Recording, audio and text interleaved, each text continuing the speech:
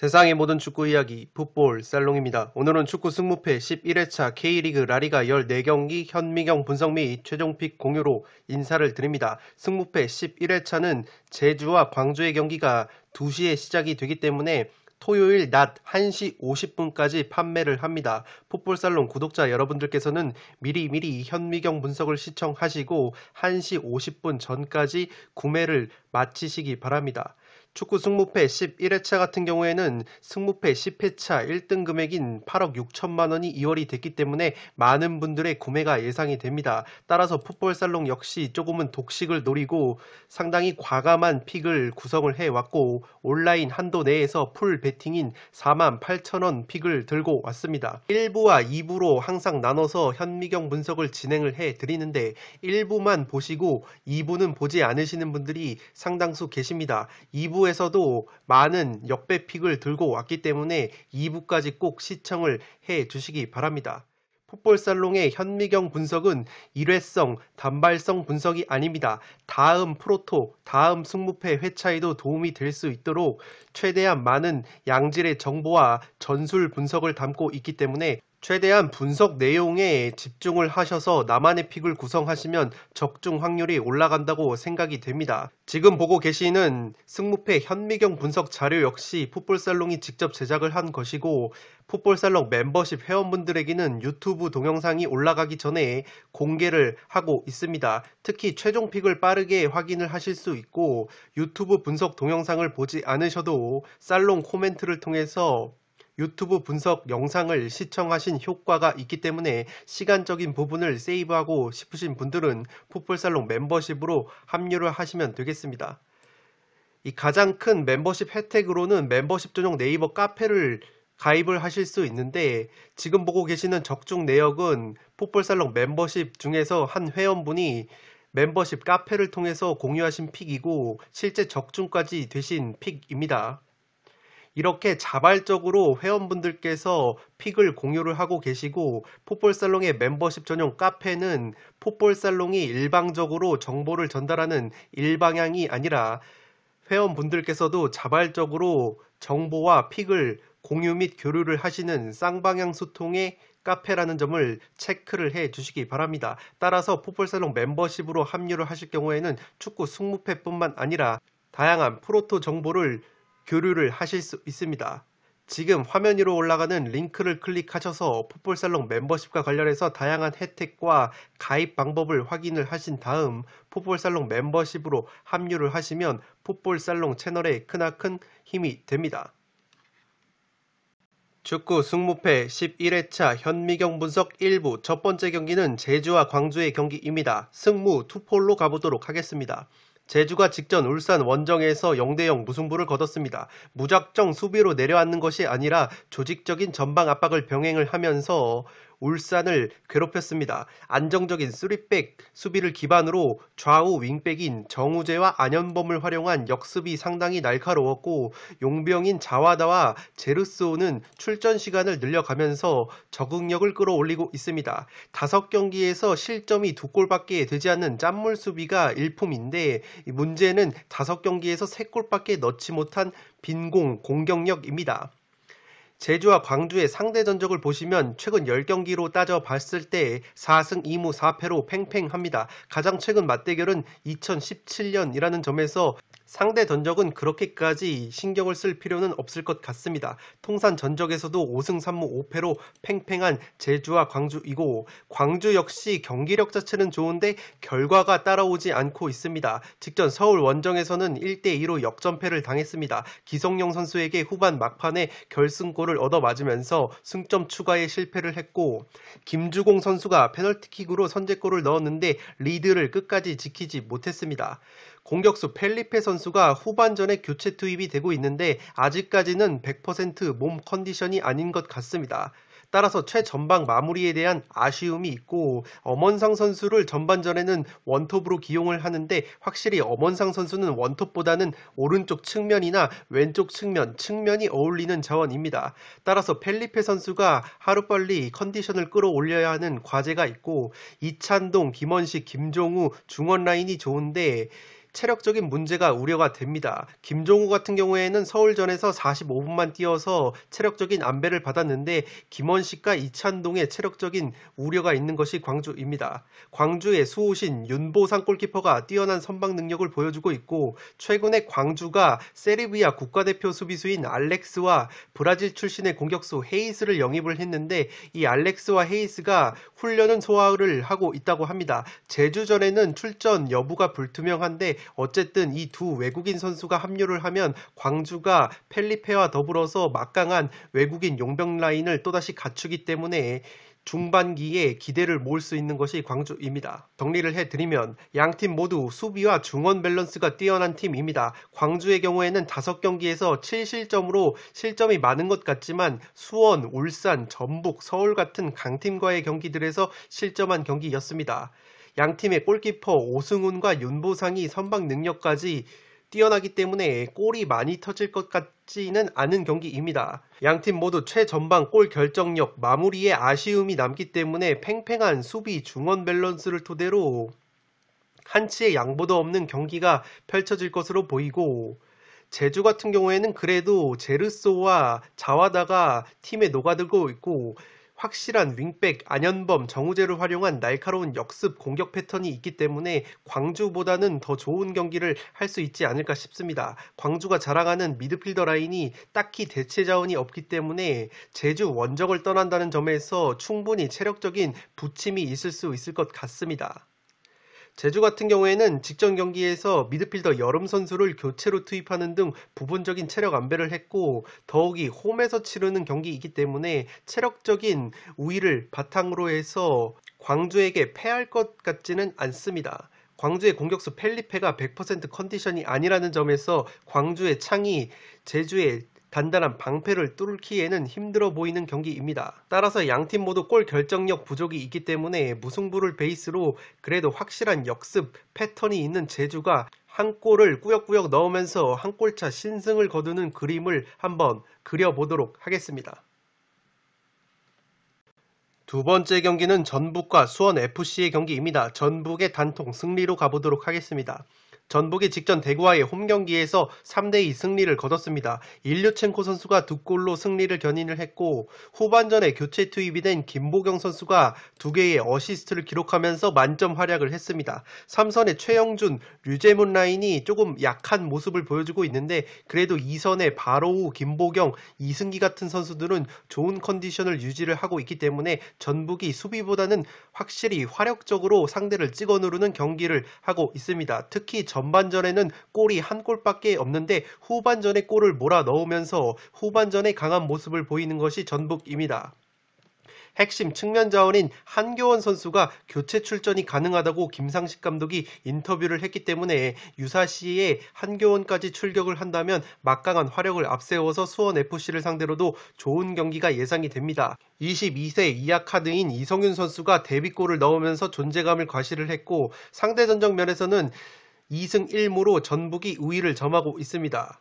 수원FC 같은 경우에는 직전 인천 원정에서 1대4 대패를 당했는데 조금은 운이 따르지 않았습니다. 수비수 박지수 선수가 2차례 핸드볼 파울을 범하면서 퇴장을 당했는데 이 박지수 선수의 퇴장 결정이 또다시 번복이 돼서 전북전에 박지수 선수가 출전이 가능해졌습니다. 직전 성남전에서도 박지수 선수가 뮬리치를 향해서 파울을 했는데 퇴장을 당했었죠. 그 퇴장 결정이 번복이 되면서 인천전에 출전을 했는데 인천전에서도 2차례 핸드볼 파울 중에서 첫 번째 핸드볼 파울이 오심으로 결정이 나면서 퇴장 징계가 취소가 됐습니다. 따라서 전북전에 출전이 가능해졌고 이 박지수 선수가 퇴장을 당하기 전에 인천을 상대로 좋은 경기를 한 수원FC인데 박지수 선수가 퇴장을 당하면서 페널티킥으로 골을 허용을 하면서 분위기가 완전히 넘어갔습니다. 수원FC는 5경기에서 3골밖에 넣지 못한 빈공도 문제인데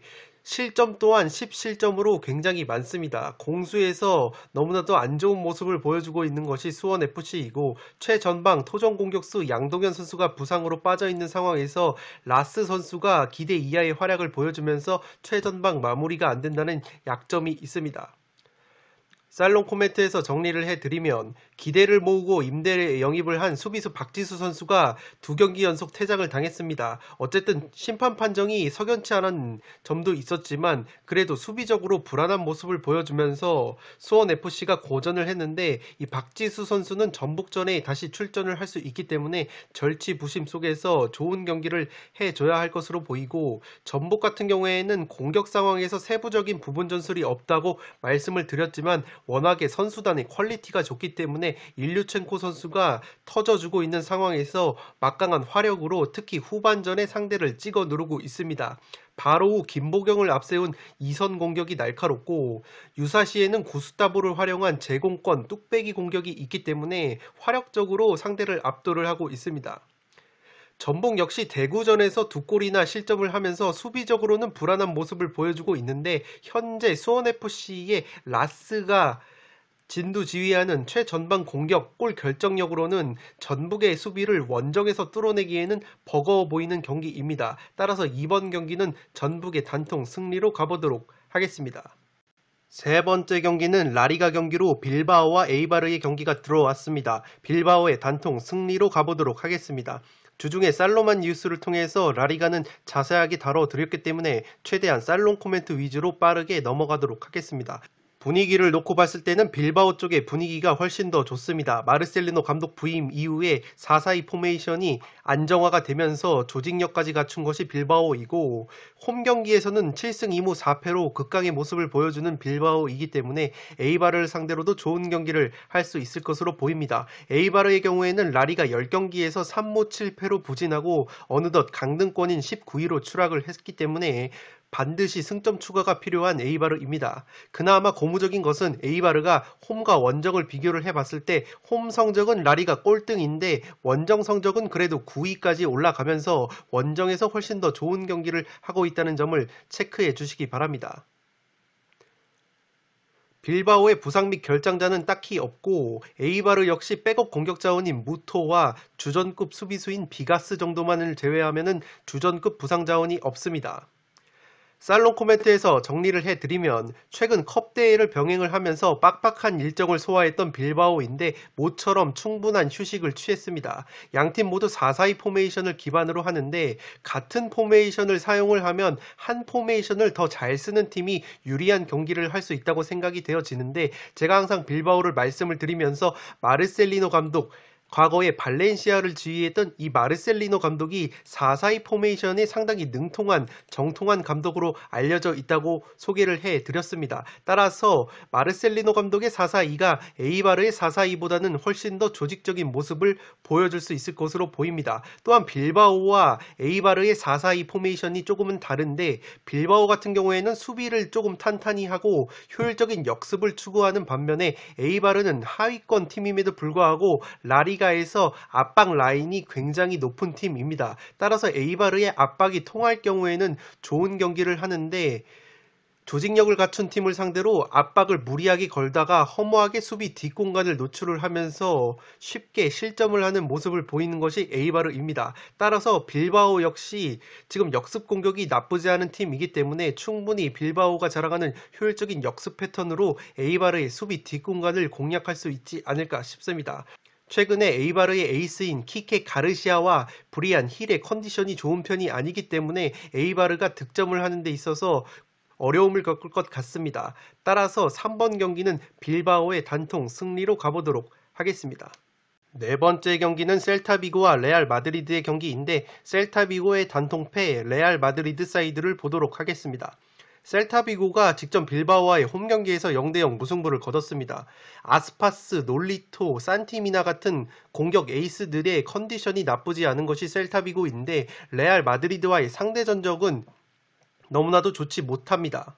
셀타비고가 기본적으로 홈에서 좋은 경기를 펼치는 팀인데, 홈에서조차 레알 마드리드를 상대로 1무 4패의 흐름 속에서 승리가 없기 때문에 셀타비고를 상대로 레알 마드리드가 원정 경기에서도 좋은 모습을 보여줄 수 있지 않을까 싶습니다. 레알 같은 경우에는 직전 아탈란타와의 챔피언스리그 홈 경기에서 3대1 깔끔한 승리를 거두면서 8강 진출에 성공을 했습니다. 최근 모든 대회에서 7승 2무 무패를 달리고 있는 레알이고, 레알의 상승세 중심에는 부상에서 돌아온 벤제마 선수가 있습니다.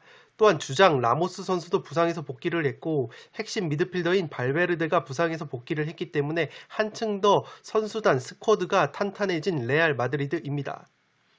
셀타비고는 지금 주전 골키퍼인 블랑코 선수가 부상 중이고, 레알 같은 경우에는 에당 아자르와 수비수 까르바알이 부상 중입니다.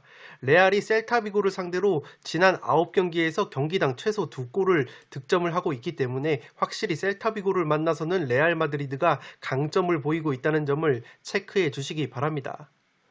살롱 코멘트에서 정리를 해드리면, 레알이 최근 상승세를 탔는데 주포 벤제마 선수가 절정의 골 감각을 부상 복귀 이후에 보여주고 있고, 크카모 트리오로 불리우는 크로스, 카세미로, 모드리치 중원 라인이 절정의 컨디션을 보여주고 있습니다. 또한 여기에 발베르데까지 돌아왔고 핵심 수비수인 라모스까지 돌아왔기 때문에 한층 더 선수단이 탄탄해진 레알입니다. 셀타비고는 쿠데트 감독 체제에서 4-1-3-2라는 공격적인 포메이션을 쓴다고 살로만 뉴스에서 소개를 해드렸는데, 이렇게 호전적인 팀을 상대로는 레알이 오히려 더 좋은 경기를 합니다. 대표적으로 직전 챔피언스리그 16강에서 맞붙었던 아탈란타가 세리아 A에서 가장 화끈한 경기를 치르는 팀인데, 레알 마드리드가 수비적으로 나서는 팀보다 공격적이고 호전적인 성향을 갖는 팀을 상대로는 효율적으로 요리하는 데 일가견이 있습니다. 따라서 이 셀타비고와의 상대전 정면에서 압도적인 우위를 점하고 있는 레알이 부상에서 돌아온 라모스, 발베르데의 추진력을 얻는다면 충분히 원정에서도 한 골차 이상의 승리는 가져갈 수 있을 것으로 보입니다. 따라서 네 번째 경기는 레알 마드리드의 단통 승리로 가보도록 하겠습니다. 5번 경기는 우에스카와 오사수나의 경기인데 승무 투폴로 가보도록 하겠습니다. 우에스카가 최근에 파체타 감독 체제에서 경기력 자체가 살아났다고 살로만 뉴스에서 설명을 드렸습니다. 직전 바르셀로나 원정에서는 1대4 완패를 당했지만 주포인 라파미르 선수가 좋은 컨디션을 유지하고 있고, 왼쪽 윙백인 하비 갈란 선수 역시 쾌조의 컨디션을 보여주고 있습니다. 이 2부 리그 시절에 오사수나와의 맞대결 전적을 보시면 2승 1무 1패로 우위를 점했던 우에스카이고, 지난 11월 오사수나 원정에서도 1대1 무승부를 거뒀던 우에스카이기 때문에 최근에 공격력이 저하된 오사수나를 상대로도 좋은 경기를 할 수 있을 것으로 보입니다. 특히 우에스카가 홈과 원정을 비교해 봤을 때 홈에서는 평균 실점이 1.38골로 적은 반면에 원정에서는 1.86골로 실점이 늘어나기 때문에 홈에서 수비력이 향상되는 우에스카가 최근 4경기에서 한 골밖에 넣지 못하고 있는 오사수나의 빈공을 막아내면서 라파 미르와 하비 갈란을 앞세운 한 방으로 한 골차 신승 정도는 거둘 수 있을 것으로 보입니다. 오사수나 역시 최근에 나쁘지 않은 성적을 보여주고 있긴 한데 4경기에서 한 골밖에 넣지 못하고 있는 빈공이 문제고, 장신 공격수 부디미르가 4경기째 무득점이고, 부디미르와 함께 투톱을 이루는 칼레리 역시 4경기째 무득점 늪에 빠져있기 때문에 득점력 자체가 살아나지 못하고 있는 오사수나입니다. 우에스카의 부상 및 결장자로는 수비수 실바 선수가 부상 중이고, 오사수나 같은 경우에는 주전 골키퍼 에레라와 오른쪽 측면 자원인 토레스 선수가 코로나19 관련 자가격리로 출전이 불투명하다고 합니다. 따라서 오사수나 쪽에 전력 누수가 예고가 되고 있기 때문에 의외로 우에스카의 이변 쪽을 바라보시는 것도 나쁘지 않은 선택일 것이라고 생각이 되어집니다. 살롱 코멘트에서 정리를 해드리면, 직전 바르셀로나전에서 완패를 당한 우에스카이지만 그 전까지 경기 내용은 상당히 괜찮았던 우에스카입니다. 파체타 감독 체제에서 강등권 탈출을 위해서 사활을 걸고 경기에 임하고 있는 선수단이고, 오사수나 같은 경우에는 경기 결과 자체는 나쁘지 않은데 최근 4경기에서 한 골 빈공을 보여주고 있습니다. 앞서 말씀을 드렸던 것처럼 주전 골키퍼 에레라와 측면 자원인 토레스가 코로나19 관련 자가격리로 출전이 불투명하다는 말이 있기 때문에 이 두 선수가 나오지 못한다면 공수에서 전력 누수가 있는 것이 오사수나입니다. 두 팀 모두 득점력이 좋은 팀이 아니기 때문에 팽팽한 흐름이 예상이 되지만, 그래도 우에스카가 홈에서 실점이 줄어들고 주포인 라파미르와 하비 갈란이 컨디션이 좋기 때문에 오사수나의 에이스 공격수들보다 컨디션이 더 좋기 때문에 골을 넣을 수 있는 확률은 우에스카가 조금 더 높지 않나 싶습니다. 다만 오사수나 역시 최근에 수비력만큼은 나쁘지가 않습니다. 우에스카의 빈공을 고려하면 무승부를 바치는 것이 안전해 보이고, 최근 오사수나가 성적 자체는 나쁘지 않다고 제가 말씀을 드렸는데 최근 당한 2패 역시 세비야, 바르셀로나 같은 강팀에게 당한 패배였지, 자신들과 체급이 비슷하거나 체급이 낮은 팀을 상대로는 쉽게 패하지 않는 오사수나이기 때문에 투포를 잡으면서 무승부까지 바치실 것을 추천드리겠습니다. 6번 경기는 바야돌리드와 세비야의 경기인데 바야돌리드의 단통패, 세비야 사이드로 가도록 하겠습니다. 이 액면가로 보자면 세비야 쪽의 사이드가 유력할 것으로 보이는 매치업이지만 바야돌리드의 최근 기세가 만만치가 않습니다. 이 경기력 자체가 살아난 바야돌리드이고 최근 라리가 5경기에서 1승 3무 1패로 꾸준하게 승점을 쌓으면서 강등권 탈출에 시동을 걸고 있습니다. 베테랑 오리아나와 와이즈만, 과르디올라 같은 공격진들의 컨디션이 살아난 것이 상승세의 원동력이고, 세비야 원정에서는 1대1 무승부를 거뒀던 바야돌리드이기 때문에 충분히 세비야의 덜미를 잡을 만한 매치업이라고 생각이 되어집니다. 홈과 원정을 비교해 봤을 때도 바야돌리드가 성적 자체는 홈에서 더 좋은 모습을 보여주고 있는데 이 홈에서 실점이 조금 늘어나는 것이 바야돌리드입니다. 반대로 세비야 역시 챔피언스 리그에서 탈락한 이후에 2연승 상승세를 탔는데 직전 베티스와의 홈 경기에서 1대0 승리를 거뒀었고 엘체전에서도 승리를 거두면서 2연승의 상승세를 탔습니다. 세비야가 라리가에서 수비력이 가장 좋은 팀이라고 말씀을 드리는데 특유의 짠물 수비를 보여주면서 2경기 연속 무실점 경기를 했고, 이 엘체전에서 주포인 엔네시리 선수가 또다시 골맛을 보면서 세비야의 공격을 진두지휘해주고 있습니다.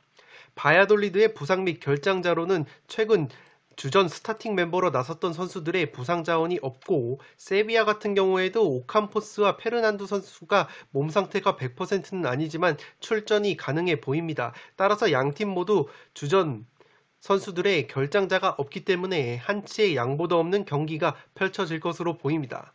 세비야가 최근 라리가 9경기 중에서 무려 7경기가 무실점 경기이기 때문에 이 무승부 결과가 나온다면 0대0 무승부가 나올 것 같은 매치업입니다. 정리를 해드리면 최근 양팀 모두 경기력이 살아났습니다. 바야돌리드는 공격진의 컨디션이 살아났고 수비수 야미크 선수가 맹활약을 하고 있어서 공수에서 밸런스를 갖춘 모습을 보여주고 있습니다. 세비야 역시 챔피언스 리그 탈락 이후에 2연승을 달리면서 정상 궤도로 돌아온 모습이고, 이 세비야 같은 경우가 활약 자체가 그렇게 센 팀이 아니라고 말씀을 드리죠. 따라서 최근 바야돌리드의 경기력을 고려하면 세비야가 의외로 바야돌리드의 골문을 열지 못하면서 0대0 무승부가 그려지는 매치업입니다.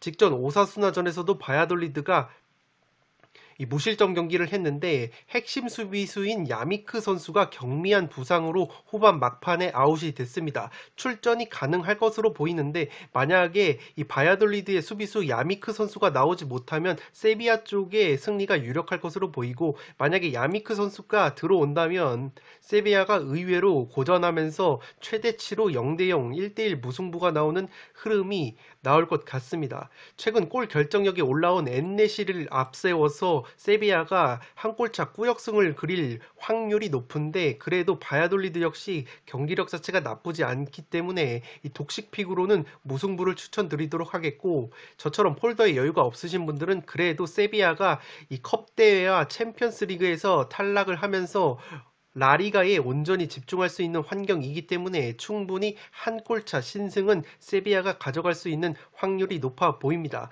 따라서 저는 6번 경기는 세비야의 단통 승리로 가보도록 하겠습니다.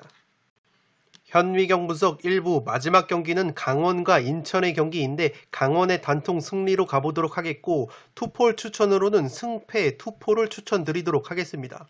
최근 분위기로 봤을 때는 인천 쪽이 더 유력하다고 생각하시는 분들이 많을 텐데 의외로 강원 쪽을 믿어보고 싶습니다. 강원이 직전 성남과의 홈 경기에서 0대0 무승부를 거뒀는데 경기 내용 자체는 나쁘지가 않았습니다. 김영광 골키퍼의 선방에 막히면서 골을 넣지 못했는데 그래도 대구에서 데리고 온 신창무와 김대원이 활발한 공격을 보여주면서 엔진 역할을 해줬고, 최근 10경기 상대 전적을 봤을 때는 강원이 6승 2무 2패로 상대로 우위를 점하고 있습니다. 특히 지난 시즌에도 2승 1패로 우위를 점했던 강원이기 때문에 인천을 상대로도 자신감이 한껏 충만할 것 같습니다.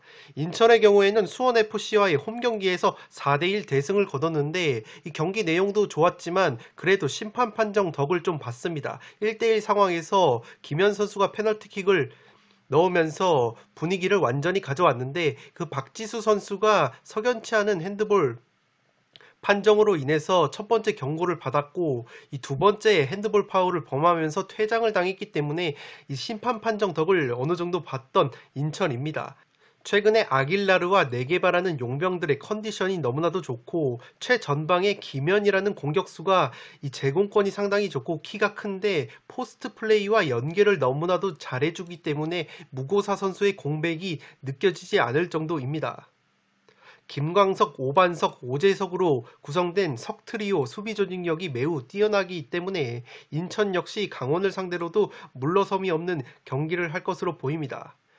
살롱 코멘트에서 정리를 해드리면 직전 성남전에서 골 결정력 부족으로 또다시 무승부에 그친 강원입니다. 공격 전개 자체는 나쁘지 않았는데 대구에서 데리고 온 신창무와 김대원이 기동력이 살아났습니다. 최근 분위기나 용병 그리고 수비 중원 밸런스를 따져봤을 때는 인천 쪽 승리가 보이는 경기인데 의외로 강원 쪽을 보고 싶은 이유는 그래도 이 김현 선수가 제가 포스트 플레이를 상당히 잘해준다고 말씀을 드렸는데 강원의 중앙 수비수인 임채민과 아슐마토프를 상대로도 김현 선수가 포스트 플레이를 제대로 해줄 수 있을지 의문이 듭니다. 임채민과 아슐마토프가 힘이 좋은 수비수들이기 때문에 김현 선수가 피지컬적으로 얼마나 싸워서 이겨줄지가 의문이고 이 중원에서 날카로운 패스와 골 결정력을 보여주고 있는 아길라르를 강원의 사냥개 같은 한국영 선수가 찰거머리처럼 마크를 한다면 아길라르 선수 성향상 굉장히 버거워할 가능성이 있어 보입니다.